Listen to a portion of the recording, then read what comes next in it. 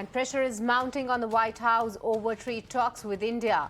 Republican Senators Kevin Kramer and Steve Danis are urging President Trump to secure favorable terms for U.S. pulse crops, pointing to India's role as a major consumer.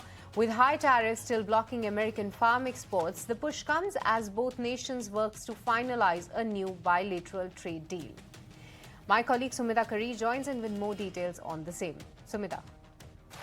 That's right. Republican Senators Kevin Kramer and Steve Daines have written a letter to U.S. President Donald Trump. And in fact, they have pushed for quote-unquote favorable crop pulse provisions in any agreement that the United States signs with India. And remember this even as the long pending bilateral trade remains in a limbo. In fact, we've also been given to understand that negotiations are currently on. And in fact, this comes in just days after External Affairs Minister Dr. S. Jaishankar held a phone conversation with U.S. Secretary of State Marco Rubio, where trade, defense, and security were matters which were discussed. In fact, let me quote from the letter and what these senators had to say to President Donald Trump as far as these provisions for pulses are concerned. Well, these senators say first of all, they say that as trade negotiations progress, we encourage you to push for favorable crop provision in any agreement that the United States signs with the Republic of India. They also say that India is the world's largest consumer of pulses, and it nearly accounts for 27% of global consumption.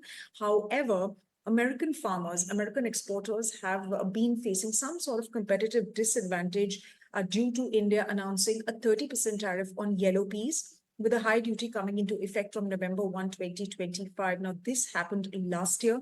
And they basically suggest that this should be part of these negotiations. And of course, this should be considered. This should be discussed so that American exporters, they can get some sort of an advantage. And they feel, these senators feel that it will be beneficial to Indian consumers as well. Now, as far as the agri aspect of the deal is concerned, now India has maintained a very firm red line on this. This is a sensitive area because we want to protect our farmers. We want to protect our national interests, and which is why our sensitivities have been communicated to not just the United States, but other trading partners as well. And which is why, if you remember, Rajesh Agarwal, India's Trade and Commerce Secretary, stated just 2-3 days back that as part of the EU deal as well, agriculture as a segment has been kept off the table.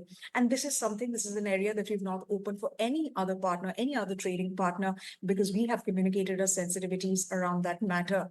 So, of course, even as trade negotiations are currently on, both the sides continue to remain engaged on how to conclude the deal in a mutually beneficial manner. It remains to be seen how this aspect will be navigated now that Sergio Gore, U.S. Ambassador to India, has assumed office.